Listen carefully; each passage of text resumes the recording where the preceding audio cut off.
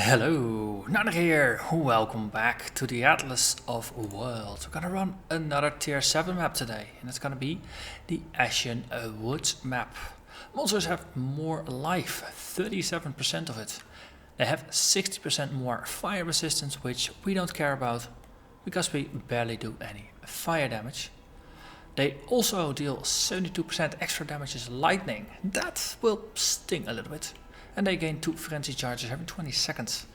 So monsters will hit harder, faster, and do more lightning damage on top of everything else. Ashen Woods, that's I have no idea actually what to make of it. It's like a burnt down forest. That could be interesting. Desperately reaching skyward and digging downwards. Sustenance is an eternal struggle. Let's see if we can get our bearings. So a collapsed road forms the entry here. That is a bit of a feel of the area outside of town in Act 2.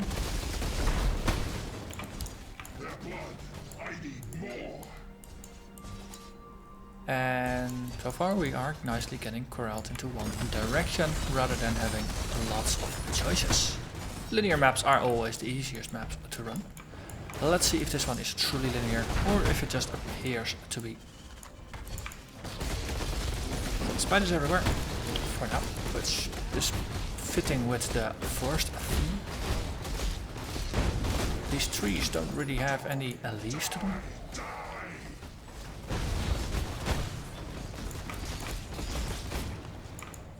So far, so good. Mobs aren't really drowning in too many of the frenzy charges just yet. So we're gonna stick with this wall on the bottom here.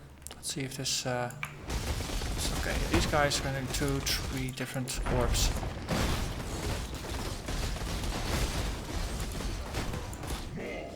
Arachnid nest. That's the next tier 8. That's very nice. That's another tier 8 that we don't have to hunt for. The shore map was on offer from Zana, so I already managed to secure that one as well. So now we got a second tier 8. So far, our progression is going pretty well. Getting the drops we want. These guys are a bit tougher to go through, so let's actually power up a little bit. Get a silver flask going, get our totem going. Really just make them regret ever trying to murder me. Or trying to defend themselves from me. Maybe a better way to put it.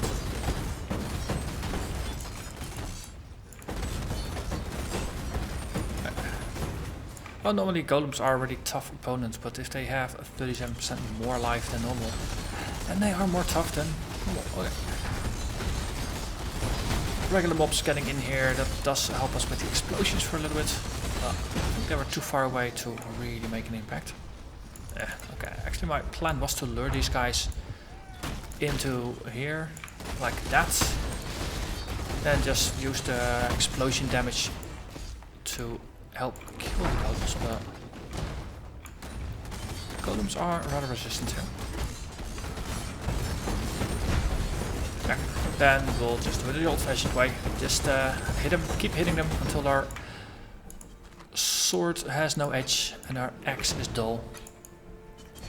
But kill them we shall. Let's see.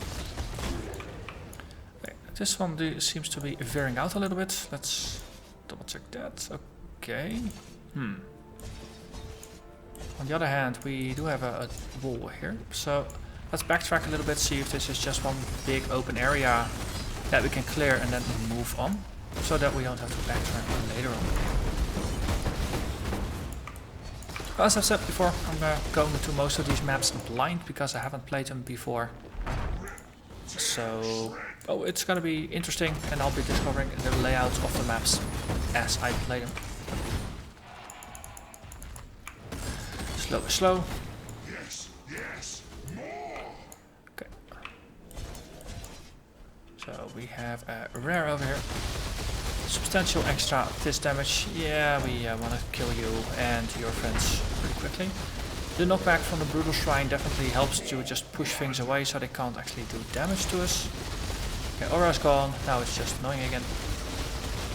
Multi-strike really does move things around quite a bit. It's almost like we have a built-in shockwave totem or something with the knockback effect.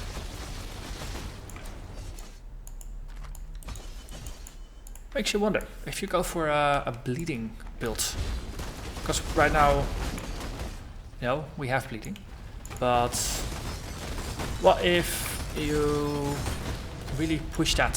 If you add a lot of knockback, so you keep knocking things away from you, so they have to continuously move towards you. That means the bleeding is gonna be 50% more effective, or 6 times more effective. It depends a bit on how the math works exactly. Now, normally they take 10% of the damage you inflict as bleeding. If they start moving, it suddenly goes up to 60% rather than 10%. So the question there is, of course, is the damage increased by 50% or is it multiplied by a factor of 6? Probably increased, would be pretty abusable otherwise. But yeah, if you have knockback built in, then well, you will have to keep running after things, but they'll keep running towards you, especially if you combine it with some form of taunt mechanic. And then they will have to come to you, they do less damage to you. You keep knocking them back so they don't really have a chance. Could be an interesting variation on this build. Okay, we're finding let's add this one to our collection. We already have the Catacombs, Shore and Arachnids, and empty pockets. Oh, wait, whoa. Did we just find 2 Arachnid nests? That's pretty cool. 7 to 8. Okay, let's continue. That's really how lucky I am with drops on this character. How unlucky I seem to be with my totem monster over in Essence Lake. So I finally managed to find Zana there, so I'm really happy. Things are looking better now.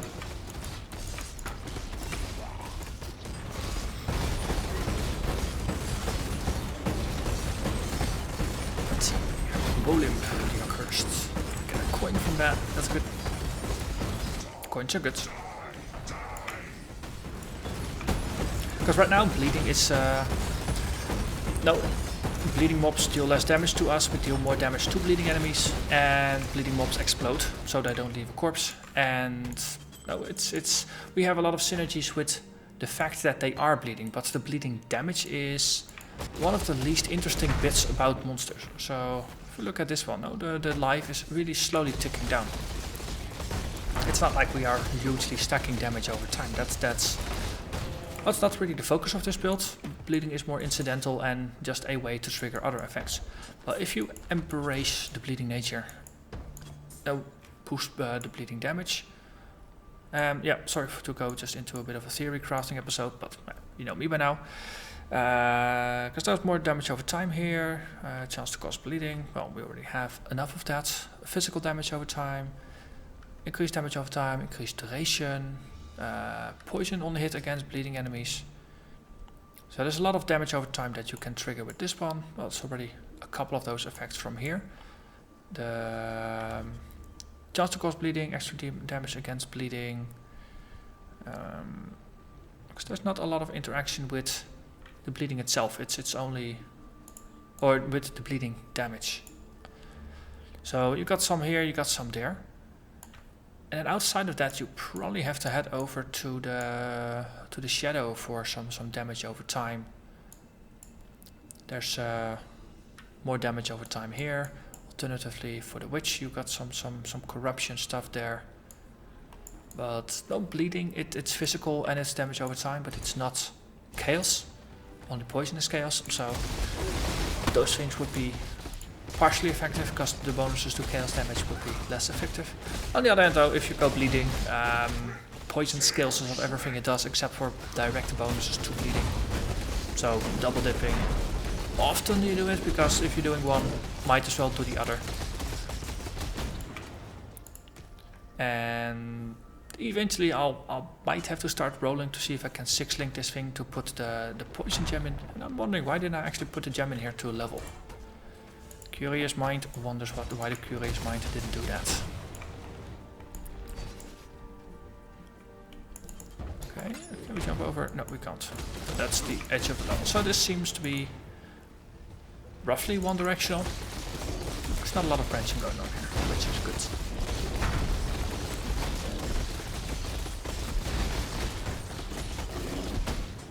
Okay. Yes, you. Couple of tough ones hiding out here. One downside of bleeding is, of course, that it doesn't stack. Only the highest amount of bleeding damage per second applies.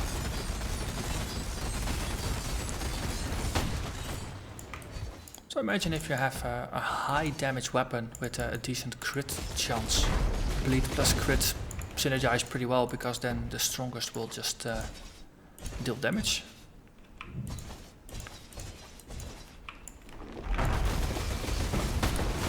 Yeah, combining it with knockback means that your bleeding damage is going to be way more effective, especially if you also manage to taunt mobs.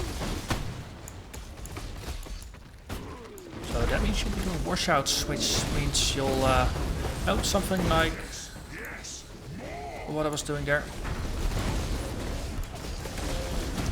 Just to get your endurance charges up, which is always good for defensive purposes.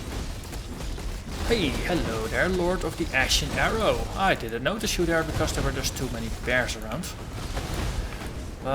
And yet another... Oh wait, this is Blast Rain, this is not Firestorm. It's almost the same, but slightly different. Let's see if we can take out your minions first and then deal with you. In this case, we're not cursed. The regeneration of us is not incapacitated in any form of way, so we are literally just tanking through the damage here. Hello, goodbye. Yeah. And another Arachnid Nest. And a tier 2 Shaper Orb. Which is indeed what's announced. Upgrades a tier 2 map on the Atlas by 5 tiers. So for us that's going to be either the factory or it's going to be the beach. And to be honest, I really don't like the factory. Just has a really weird layout. There's lots of rooms and branching and backtracking and blah. So gonna apply it to the beach. Curiosity is followed by ambition. Ambition is followed by madness. So it now has an outline on it, indicating it's shaped, presumably. And it's now tier 7, so all the existing beach maps, they stay exactly the way they are. But from now on, there is a chance of whenever a beach map would drop, it's now going to be a shaped tier 7 beach map that will drop. As far as I understand the mechanics. So this is basically a lower level map that suddenly is relevant again, because it's tier 7, that means it's going to drop, is it level 74? I think it's level 70, yeah, level 74 items and all that good stuff. Still more than 50 mobs remaining, so we will be continuing our cleaning of the forest. Ooh, and maybe I should put the final 2 things in as well. Ooh, Navali, can you give me another prophecy, please? Pagan mouths worship pagan gods. False idols for false promises. Kuduku and Kadaka. So that means going back to Act 1 ledge to clear them. Yay. Hey, let's go over here. So this is just the edge of the map. We can just continue tracking up here. So yet another fire themed boss. Well, blast rain, blasting, fire. There's a bit of a fire theme to it, not as strong. But golems and stuff falling from the sky. So the next one, I think, was going to be the catacombs. So presumably there's going to be a lot of undead again, so there's going to be some variety. Because of course variety is the spice of life.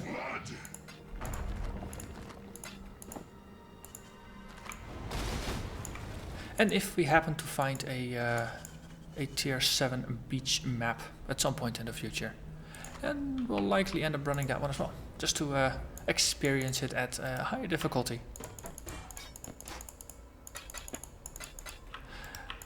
And we are getting so much loot here. Loot percentage 82%. Well, that's what you get for running rares with 20% quality. You get a lot of drops from there. They were doing interesting amounts of damage. Also, there's a chronophage warlord dude in here. And I believe we're in some kind of poison aura. It's gone now.